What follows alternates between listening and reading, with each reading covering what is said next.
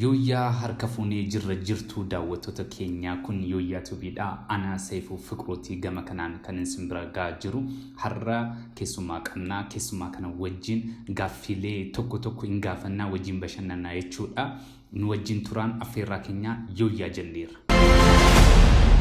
Zabida baga nagaan dhuftee studio yooyaatti siin jedheera. Welcome Zabida Shasha.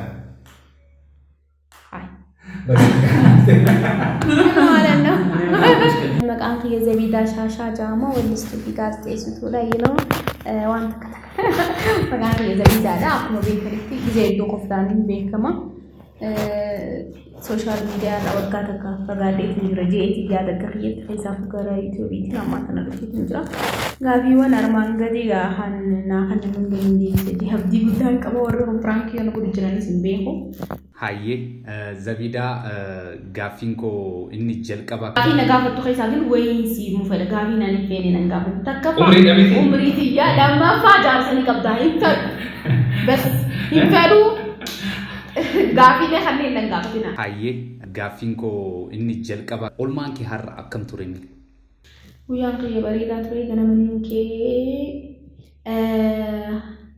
على في دينغ تورمان دبرهانا أمتا كينيا gammoojjii ti warri hin beelawaniif gargaarsa bu'uuraa ture sangeessee dhufee qaamni kun hundina ruqee akka malee ture arraan tan hedduu nagayaan qaba kaleefaa rafaatiin dabarsee ture.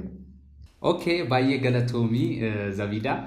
Gaaffiin koo inni lammataa immoo ani mataa kootii hin gatiin hiikasaa hin beekneedhaa fi Zabida Shaashaa jechuun maal jechuudha mee hiikaan maqaa keetii nutti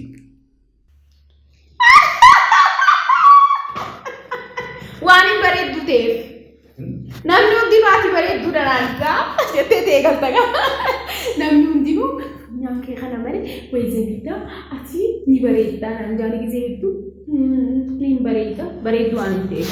Okay, baay'ee galatoomii Zabida. Gaaffiin koo inni lammataa immoo ani mataa kootii hin gatiin hiikasaa hin beekneedhaa fi Zabida Shaashaa jechuun maal jechuudha mee hiikaan maqaa keetii nutti. Zabida jechuun zabiba kajawurraa dhufe yeroo hedduu Arabootaatti fayyadama. Karaa Oromootti gisee Oromoon teenyeetti gisee jettummoo karaa gama keenyaa sanitti Zabida gama see dhufe Zabida ta'e maqaan kee warri keenya gisee na yaamu jechuudha. Hawaasa hiyyaatitu Zabida jee Shaashaa immoo kajoo yeroo hedduu Shaashaa jechuun afaan Amaariffaatiin zanaafataa akka jaamu kana yookaan immoo afaan Oromootiin immoo nama tattabataa hoflee yookaan immoo arraan tana Shaashaa jenna jechuun bas arra gammachuu bakka ani jiraa miti akkam jeesii yaa'imu akkasi.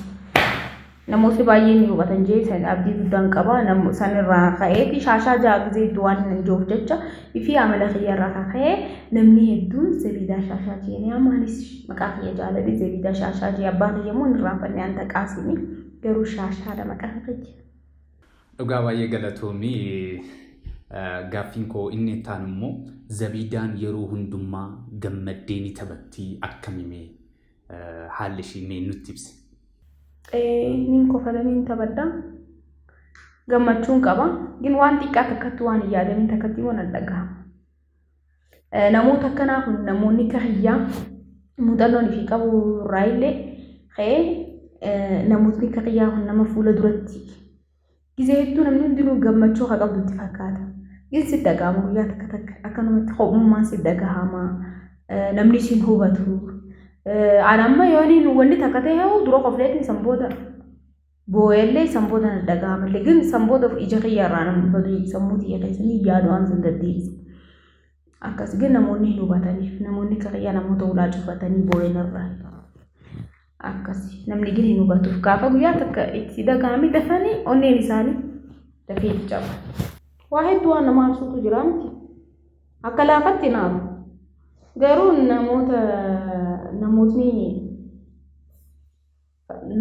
nama fakkee isaan jaaladhu. An nama fakkee isaan jaaladhu namni iftihee waan hin jiraatu jecha namni dhiyaatu iftihee akkana dhiyaatu barbaadu saniin ala kijiba. Nama fakkee isaa fi nama kijibu hedduu na aarsa. Baay'ee galatoomi gaaffiin kun nan biraan immoo kan ajaa'ibaan oduu tokkoon dhagee oduun sun immoo maayinni Zabidaan shaaworii keessatti sirbuu ni jaalatti jedhani kun ammam dhugumame. Hai. Yoo achitti sirbine isa sirbina. Annattoon bakka hundatti haasawanii garuu mana fincaanii keessaa itti haasawuun haraami jaama akka keenyatti. Garuu ani walisa bakka hundatti walisa mana keessatti bakka hin filadhu walisuudha. Bakka hundatti ni walisa. Sambootu intalus ka bara akkana keessa jirta namnaan jaamaati. Malee yani bakka hin filadhu. Bakka natti hunda. Mana taasiyaatti walisee jaamanii beeka. Okay. Kan itti aanu immoo gaaffii itti aanu Zabidaamii maaltu gammachiisa? Maaltu ishee gammachiisa? Hannuu na gammachiisa. Hannuun hedduu na gammachiisa. Waa hannuu namaaf tola oolu, nama gargaaru, kaisafu namni rakkatee hedduu ture. Lakkii nama ni qabatee waan dahu kayyatti hedduun gammadan. Hedduun gammada. Ani fi qiyyaaf waan hin dabee nama hin gammachiise natti tola. Kaisaafuu nama rakkate. Wanni karaa kun na gammachiisa, wallisuun na gammachiisa. Waltajjii gubbaa wallisuu kaisaafuu hedduu na gammachiisa, hedduun bada. Tole. Kan itti aanu gaaffiin koo akkuma jalqaba irratti haasoftee jechuudha. Sooshaal miidiyaa irratti fagaatteetta. Erga sirba baastee turteetta. Maaltu sooshaal miidiyaa kanarraa si fageessime? Kana mee xiqqoo nuuf ibsi. Waan garaagaraa na fageessite Dirreedawaan ture. Waan baay'eetu jira beekte Dirreedawaan ture. Waan maatii tokkoon tottolchuu ture. San qofa osoo hin Finfinnee jiraachuudhaaf hedduu ulfaata jireenyi Finfinneeti. Lammata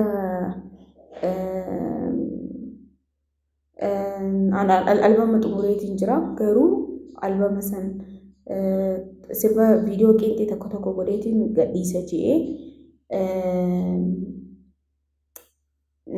viidiyoo dalaguudhaaf haqeetiin ture. Namootni gargaaranis ni jirani garuu maaltu ta'ee si fakkaate? Namootni hedduun immoo aadaa seenanii namni hedduu waadaan seenaa keessaafuu gargaarsa kana oguu gaafattee waadaan seenan bakka sanitti immoo nakkaman beekte waa hedduu ture saniin achitti fagaadhe amma immoo hara Finfinnee dhufeetiin jira waan haaraa hedduun dalaga jeetii midhaanis waa hedduu yaadeetiin jira yaadni jirra akkuma walii galaatitti akkasii waa hedduutu jira haati ammaan tana haa dubbii keessa nan gaafatin. Galatoomi gaaffiin nan biraa sirba ati yeroo hundumaa bakka hundumaa jechuun kan si gammachiisu kan hojii hojjettu yookaan yeroo bashannantu sirba ati baay'inaan jaalattee bantee wajjin sirbi sun maali mee achumaan immoo xiqqoo ni wallisa achumarratti. Maaluma sabni Oromoo yoo walii galee fincilee lolee maal qabaa diinaa saamuu gaafa tokko saba saambulee dutee wareegamtuu lubbuun tiyaa allaattiin marsituu reeffa kiyya dutee wareegamtuu lubbuun tiyaa allaattiin marsituu reeffa kiyya dhiiga kootiin barreeffamu bilisumaanii lafee kootiin ijaaramtu Oromiyaanii. Bakka daawwattoonni keenya beekan namni sirriitaan na daawwatu sirba kanarra deddeebi'ee tiktookaan bakka hundaan dalageetiin jira. Hedduun jaaladhaas laayivii giseen seerus ni bana. Hedduun fedha. Namni heddummaa kabaran goonee unaanjaa akkasii sirba kanaan jaaladha. Achumaanuu afeerama ergaan isaatis hedduu bareedaadha. Maaluma yoo walii gallee yaa Oromoo akkasii. Galatooma sirba kanaan hedduu jaalala hedduu deddeebi'ee dhaggeeffadha. Guyyaatti gulama gusatii ni dhaggeeffadha. Kan si ajaa'ibu keessaa immoo gaaffii inni taanu Zabidaan qoosa baay'ee dandeessii jedhaniiru. Mee qoosa tokko mee nu affeermi. A'uuzu billaa Ana kana nama himaman kan wallahi no ulfaatu wanni fi fuuna qunnamaa oduu qoosaan itti jira gan qoosaa tokko hagaafa durummaan tiyya nuun jettu tokko meeyoon sharaarra fuudhetti intala boosee takkaa fi hangisee hedduu ganama subii lafaa haa'uun fedhu beekte na intala haati irraa duute qantuu takkaa ture jetti qoosaa miti lakka wanni dhaasasan wanni dhaasaami maal jaama bakka beeku hay maal hin beeku bakka hay dhugaa dubbachuuf baay'ee nama kofalsiistaa jecha qoosaa fi odii durii addaan hin baasne jechuudha baay'ee nama kolfisiisa gaaffiin inni taanu kan goo jechuudha ati qofti kan beektu iccitii ta'uu danda'a taalantis ta'uu danda'a wanni ati qofa beektu kan namni siin beekne kan jiru mee isa mee nuu himime. Ani fakkeenyaaf wallisuun hin danda'a. Taatota irraa ta'uun hin danda'a. Koomedii si'ootti koomedii na fayyadamuu dandeessi ta'uun hin danda'a. Wallisuus hin danda'a gaazexeessu waa hunda hin danda'a waa hundaa'u ta'uu hin danda'a. Ta'eetis garsiiseetiin jira garuu waan namni naan beeyne kan hin jee himu. Ani hin beeyne. Waa yaadadheeti ani hin beeyne hundaa'uun hin beeka hundaa'uun namni ni beeka jeeti yaada. Okay. Gaaffiin inni taan immoo halluu keessaa dhugaatii keessaa nyaata keessaa filannoon kee isa kam isa nutti himi. Kalarii pinkiin jaaladha yookaan immoo zayituun pinkii gurraachas ni jaaladha.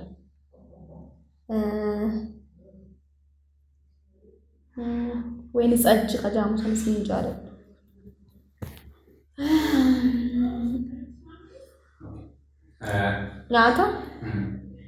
Nyaata kan hin jaaladhu. Awwaan harki hundaan nyaadhaa ni hin filadhu. Garuu nyaata irraa kan hin jaaladhu. Hin jaaladha jee kan hin himu. Dokkee furdaa tagaabinoo. Tagaabinoo dinnichaan jaaladha. Irraanfadhe. Irra deebisi dinnichaan jaaladha. Dinnichaan jaaladha wallahi dinnichaan jaaladha. Kanan biraa immoo Zabidaan Shaashaa jechuudhaan beekamti jedhameera. Baay'ee jechuun enjoy yoo gootu argama. Firiidha. So Shaashaan maalirratti maallaqa ishee baay'ina kan balleessitu yookaan immoo kan fixuusaa jennu maaliif maallaqni yoo fixameedha maqaa. Mee kana nu ibsi. Tokkoffaa ani maatiin gargaara. Lammaffaa kannuudhaan anniin kanna yeroo hedduu ani gizeen kannus garsiisuus hin barbaadu. Waan jabaatteen Facebook irratti as baasa malee waan hin danda'u naan osoo nama hin furre hin dabaru. Sadi jecha amma akkaawuntii hojii ilaalte qarshii laman qabuun. Bakka kannuudhaan waan tola ooltummaa godhuudhaaniin fixa maallaqa yooni maallaqa irraa harkadhee kan niin kanna nama narra hammaatee jiru yooni lakke niin kanna niin gargaara obboleeyyan kiyyaan barsiisa ummatiyyaan gargaara akkasitti dhuma maallaqni kiyya san dabaree garuu dilas wanniidhaaf waan hin uffadhuuf uffataaf dilas hin rakkadhu waan salphaan uffadhaa deemin saasuu agarte kan agarte taaksiin hin deeme yeroo hedduu waa takka nama addunyaa kana bilaash godhee jiraatu you know. Galatoomi Shaashaa mee nu kara fuulduraatti hojii maaliitiin si eegnu isa nutti himi. Yoo rabbiin na milkeessee karaa yuutuubii xiyyaatiin waggaa kana qacarlottiin dalaga jeetiin abdiin qaba. Sirba viidiyoo dhiheenyatti amma eegaluuf deemnutu jira dhiheenyatti viidiyoo saniin eegaan jira. Viidiyoo san akka bareedatti dalageetiin dhufa jee abdii guddaan qaba. Yoo rabbiin nagee nuuf fidee nagee taane nama nagaan jiru too arkuu danda'a. Sanii jecha borummoo akkatti buluu rabbiitu beeka. Sanii jecha animmoo akkas yaadeetiin jira. Gorsaa kana nama goggorsan hin danda'u. Garuu namni gorfamu ni jira jee yaadu akka fayyatti. Garuu nama caalaas ni beeka jeeti sin jawaan. Namoota beekumsaanis waan hundaan na caalan namoota baay'eetu jira. Garuu akka nama takkaatitti addunyaa kanarra waan hin hubadhe jireenya waan na barsiiseerra gisee hundaa'uu namaaf gaarii ta'uu tola ooluun gaariidha. Rabbi birattis nama birattis waan bareeda harkatta malee deebiin isaa hamaan ta'u. Namootni garuu waan isin daleedan gaarii isin daleedan karaa hamaatti akka isin irraa jijjiiramuuf baay'ee maqaan keessan akka isin xuraa'uuf keessaafuu namoota beekamtii horachaa amma deemaa jiran warra lafaa ka'us warra ganaammoo waan kana keessa jirtan kana ni beektan jee abdii guddaan qaba isin irraa. Saniif jecha gaarii ta'uun immoo nama baasaa gaarii tahaan isiniin jaa. Agartee naannoo Oromiyaa garaagaraa keessa jiran Baalee, Harargee, amma Arsiin illee itti dabalamu jira. Boorana, Gujii, beelarra jiran beela jechuun beela safaaxaa osoo hin tahiin arraati faxara nyaattee laaqana nyaattee iraata nyaattee huccuu biraandii uffattee kophee biraandii uffattee manzara biraandii uffattee wobboon jirta. Isaan garuu beelaan jiran. Saniif jecha waan dandeessan uummata saniif gumaachaan ja'a. Gaarii tahaa bakka deemtanitti gaarii yoo taatan rabbiin waan isin hin beekne waan hamaa hundarraa isin eega. Namoonni alarraa gisee isin laalan namoota biraa godhanii isin yaadan taate garuu bakka namni isin eege sanitti hin argaminaa malee isin namootaaf dantaan kanneen jechuu barbaada. Ani wanni dabarfachuu barbaadu uummanni keenya bakka hundatti beelaweeti jira bakka hundatti addunyaarra rakkatee jira akka waliigala.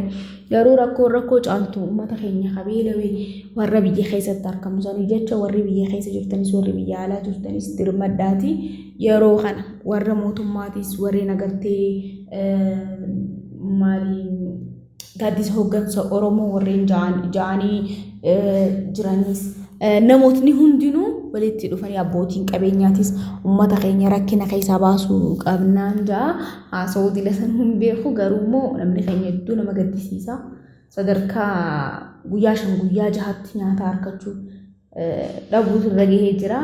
San immoo guutuu bari lubbuunis sababa beelaatti bahu jira. Akkana qawween dhaawamanii duutu irra wayyaadha. Saniif jecha uummata keenya gargaaran ja'a.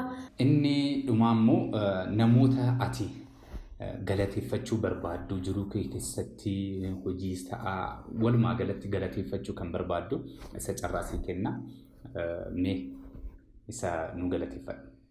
Namootaan galateeffachuu barbaadu namoota baay'eedha. Duraan dursee immoo rabbii kiyya hedduu galateeffachuun barbaada. Hoggaan gaddees hoggaan gammadees hoggaan qabus hogguun dhabus yeroo hundaa rabbii kiyyaan galateeffachuu barbaada. Itti aansee immoo maatii galateeffachuun barbaada. Itti aansee immoo hiriyaatii obboleettii Maariyaa Idris hedduu galateeffachuun barbaada. Hedduu jechan qabuu fi nama gaarii hedduu galateeffachuun barbaada. Jechan qabu faamilii isaanii guututti obboleeyyan isii guututti galateeffachuun barbaada. Akkasumattis micoosiin haabootaatuuf lammii Toofiq hedduun galateeffadha. Waa hunda kiyya obboleettii waa hunda kiyya faamilii kiyya isaanii hedduun isaan galateeffachuu barbaada. Itti aansee immoo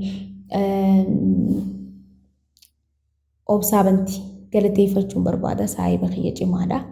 Akkasumatti isaatillee seefuu si galateeffachuun barbaada. Hedduun isin jaaladha. Namoota baay'ee gama hojiitiin namoota baay'ee baradheetiin jira.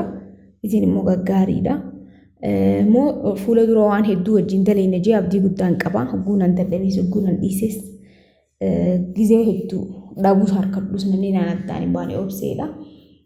Hedduu galateeffachuu saayibaas waa hundaas galateeffachuun barbaada. Fuula dura waa hedduu wajjin daleenii waliin dhufna jee abdiin qaba.